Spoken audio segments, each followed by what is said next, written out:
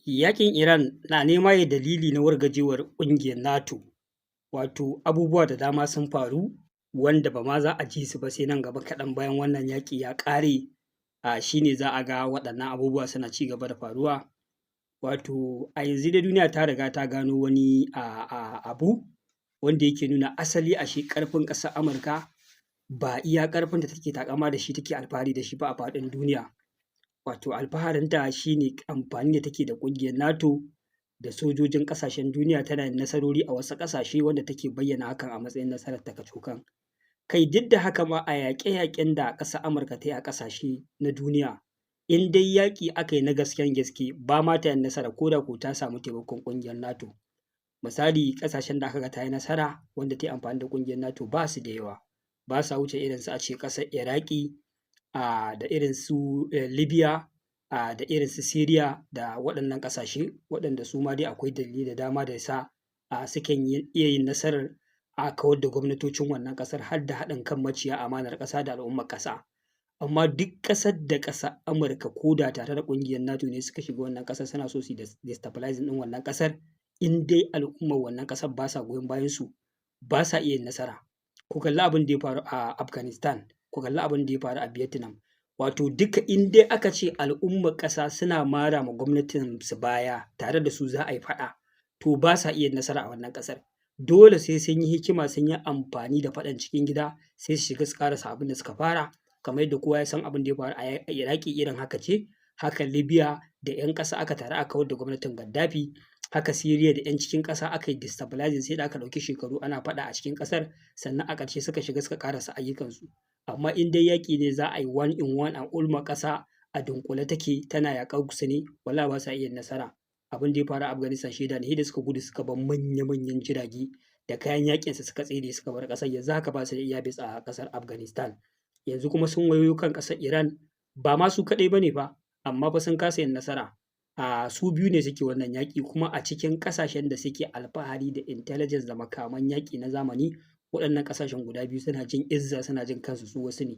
Ita dama ƙasar Yahudu kowa ya sani irin kamar a ce ƙasa ce wacce raguwa ce ba ta da ƙarfi, ta fi son ta ga ta kama mutumin da bai da makami na kare kanshi ta yi ta duka al'ummar duniya ransu na ɓaci kuma babu wanda zai ƙwace ka saboda an ɗaure musu gindi.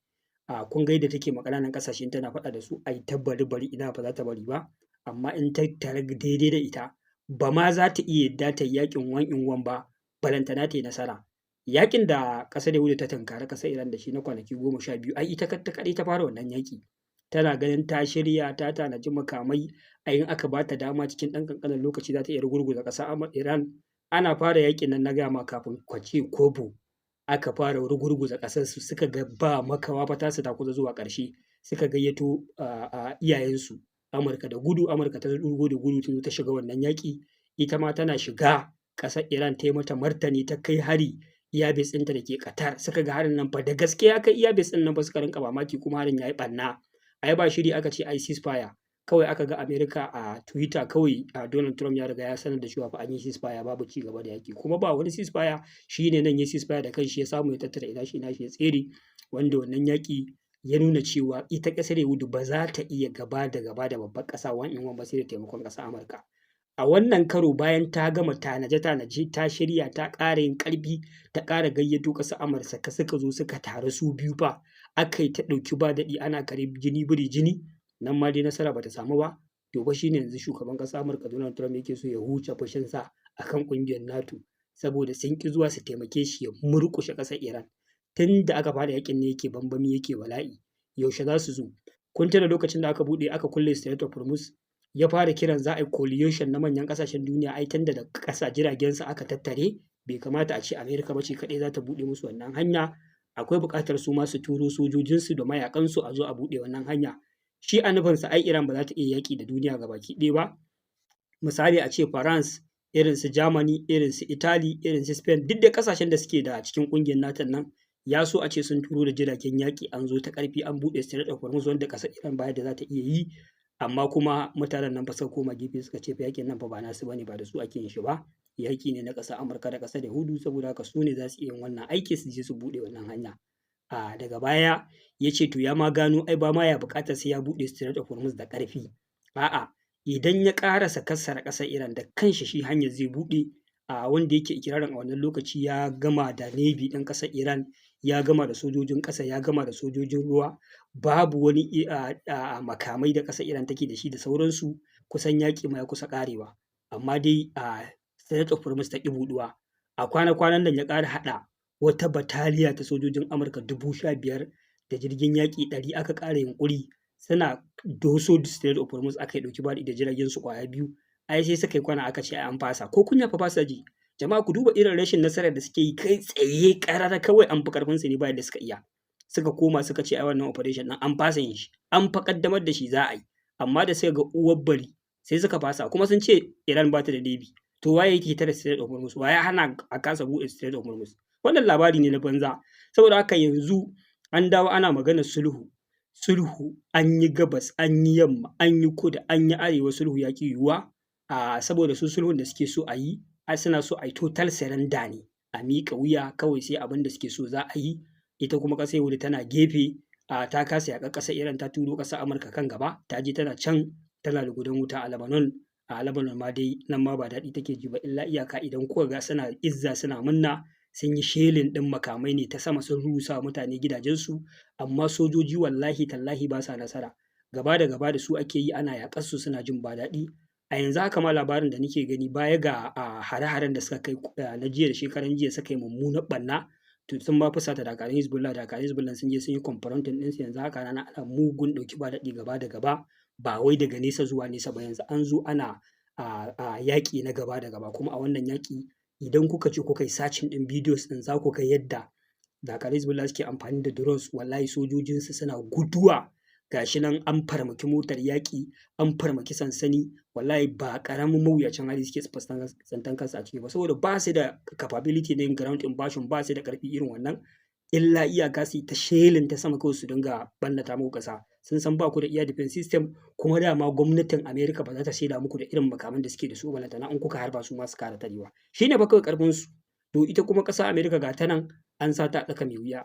Ta je China ta yi bala'i, an yi maganganu tsakanin shugaban ƙasar Amurka da na China, duk dai ya za a yi settle ɗin wannan kes ɗin abu ya gagara. A ƙarshe ma sai dai suka dawo da gargaɗi, wanda aka ji Xi Jinping ya gargaɗe su akan ci gaba da saida ma da maƙociyar shi wato Taiwan makamai, su ma ana so a haddasa yaƙi kwatankwacin wanda aka yi a Rasha, wanda aka ji China sun ce wannan lamari jan layi ne, duk wanda ya matsa da ƙaimi da ci gaba da ƙarfafa Taiwan to a ƙarshe fa za su iya yaƙi gaba da gaba da shi. Sai gashi shugaban ƙasa ya dawo. Deal da ake ƙoƙarin ƙullawa ko ma in ce an ƙulla na za a saida ma da Taiwan makamai na dala biliyan 14, sai ga ƙasar Amurka ta ce ta dakatar da wannan deal ɗin, ma'ana ta ji gargaɗi kenan. To yanzu dai abubuwa sun rincaɓe, komai ya ƙare, duk wani lungu da saƙo na ƙarfi, na barazana, na hikima an yi amfani da shi, amfanin bai yi ba. To yanzu shugaban ƙasar Amurka ya dakata da kan ƙasar Iran, ya juya kan ƙungiyar NATO ya ce ai waɗannan mutane ba ma a tare, domin su ne ko da yaushe a kan gaba gurin taimakon waɗannan ƙasashe na ƙungiyar NATO, amma su yanzu ga su suna cikin yaƙi da ƙasar Iran, babu wacce ƙasa da ta taimaka. Don haka suna ganin cewa fa za su kwashe 1/3 na makaman yaƙinsu a cikin ƙungiyar NATO. Ma'ana yanzu ƙungiyar NATO sai dai ta nemo hanyar kare kanta, amma su za su rage ƙarfi gurin taimakon wannan ƙungiya, saboda sun gano wannan ƙungiya ba ta da amfani. Sakamakon su idan wata ƙasa ta ƙungiyar tana cikin matsala, su suke ba da tallafi. Idan kuma su suna cikin matsala kenan ba za a taimake su ba. Wanda wannan shine abin da yake faruwa a yanzu, duka shine labaran da yake trending yadda ƙungiyar NATO take shirin wargajewa gabaki ɗaya. Shugaban ƙasar Amurka ya sanar da wannan lamari a hukumance, zai kwashe makaman yaƙinsa na Amurka 1/3 waɗanda suke amfani da su a ƙungiyar NATO, wanda wannan lamari ya matuƙar girgiza ita kanta ƙungiyar. Yanzu an tabbatar da cewa fa da gaske lamarin wannan ƙungiya ya kusa zuwa ƙarshe. A ta ɓangaren ƙasar Rasha dama irin wannan gaɓar take jira.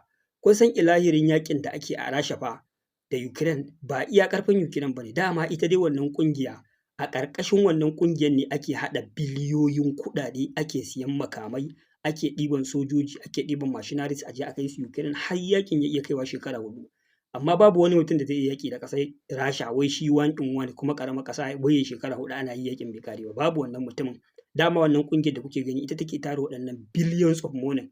Idan aka tara waɗannan kuɗaɗen sai a je ƙasar Amurka a siyo makamai, kuma a rinka amfani da satellites ɗin ƙasar Amurka da intelligence, military intelligence da sauransu, ana ba wa ƙasar Ukraine target tana yi ma Iran Rasha wasu ɓannannaku a cikin ƙasarta. To yanzu wannan crisis ɗin ya ƙara yi ma shugaban ƙasar Rasha Vladimir Putin daɗi, wanda ya san cewa idan Amerika ta ɗan ja baya hakan zai ɗan ƙara zuwa mata da sauƙi, za su ci gaba da ƙara samun damar ragargazar ƙungiyar NATO a cikin ƙasar Ukraine. Kamar yadda dama already shugaban ƙasar Ukraine Zelensky ya riga ya kira ruwa, ya sa shugaban ƙasar Rasha ya cire safunan da ke hannun shi wanda yake da su yake amfani wurin ɗan ɗaga ma al'ummar ƙasar Ukraine birki, bai musu lugudan wuta wanda ya wuce ƙa'ida ko wuce hankali, duba da cewa asalinsu al'umma ɗaya ce kuma bai so ya kafa mummunan tarihi na shafe su. Amma ɓannar da aka yi a Rasha a Lugansk wanda aka kashe 'yan makaranta 21, na kawo muku update akan yadda Rasha ta yi mahaukacin lugudan wuta a ƙasar Ukraine har ta yi amfani da Orishnik. To yanzu fa bayan wannan lugudan wutan, yanzu ta ce za ta fara systematic attack.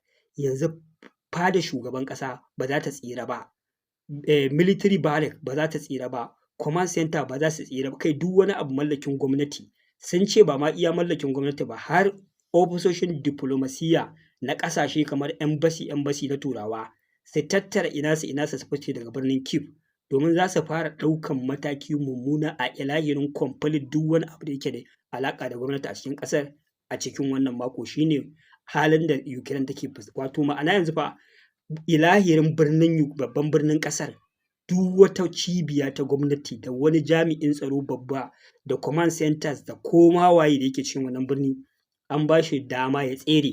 Idan bai tsere ba, ga abin da zai biyo baya. Rasha ta ce za ta ɗauki mummunan mataki, za ta fara mummunan attack a cikin ƙasar Ukraine, wanda aka ga waɗannan embassy ɗin sun fara kururuwa suna so ba za su fita ba. Dmitry Medvedev, tsohon shugaban ƙasar Rasha, wanda yanzu shine ɗaya daga cikin mahukunta a ɓangaren tsaro a ƙasar Iran, ya ce anyway su zauna za su ga abin da Rasha za ta yi. Maybe suna tunanin ko zaman su zai sa Rasha ta fasa kai wannan systematic attack ɗin ne. To ina ganin wannan karo yaƙi zai escalating, dan Rasha ta yi alƙawarin duk wani mutum ta riga ta ba shi dama ka tsere ka ceci rayuwarka, in baka tsere ba za ka ga abin da zai biyo, kuma kun san Rasha za ta aikata. Wannan shine abin da zai faru da ƙasar Ukraine. Yanzu no more safe zone a cikin Kyiv, kowa yi ta kanshi. Wannan shine sakon ƙasar Rasha. Sannan kuma a wannan karo still Rasha ta ƙara aika sako akan abubuwan da yake faruwa a gabas ta tsakiya, musamman karfa-karfar da ƙasar Amurka take ƙoƙarin yi ma ƙasashen Larabawa na su juya ma ƙasar Iran baya, da kuma deal wanda ake so a yi, wanda wannan deal ɗin ba mai alheri ba ne, wanda zai cutar da ƙasar Iran ne.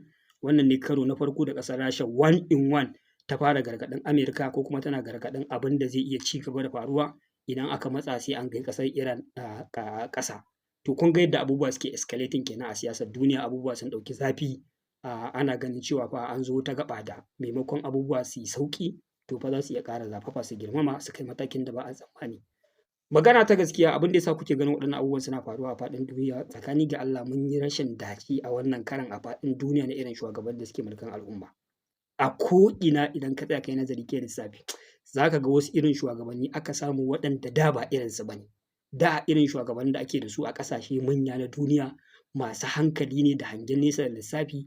Irin wannan abin ba sa yadda ya kai ga matakin harba makamai, sai dai a yi ta yaƙar juna ta diplomacy, ko kuma a ranga amfani ta ƙungiyoyin leƙen asiri ana sabotajin ɗin wasu abubuwa da sauransu. Dai haka ka ɗauki shekaru ana rayuwa ta takun saƙa, amma bai kai ga matakin a nemi a rusa duniya ko a yaƙi wanda zai kassara kowa ba, sai akan irin waɗannan shugabannin. Ku kalle su da kyau ku gani, waye Prime Minister ƙasar Ingila, wani ne shugaban ƙasar Faransa, wani ne shugaban ƙasar Amurka. Idan kuka tsaya kuka kalli irin shugabannin da muke da su, za ku ga ba shugabanni bane irin na da masu sanin ya kamata da hangen nesa, waɗanda suke sara suna duba bakin gatari, suna duba makomar duniya da al'ummar cikinta. Su fa wa'innan ba irin fa hanyar da suka ɗauka, na rantse muku da Allah, saura ƙiris irin a fara harbin makaman nukiliya ana kasar, saboda irin ana kai ƙasa ƙarshen ɓacin ran da inda tana da wani makami da za ta iya ɗaukar mataki akan koma waye, wallahi irin matakin da suka ɗauka suke nema su kai musu baro kenan.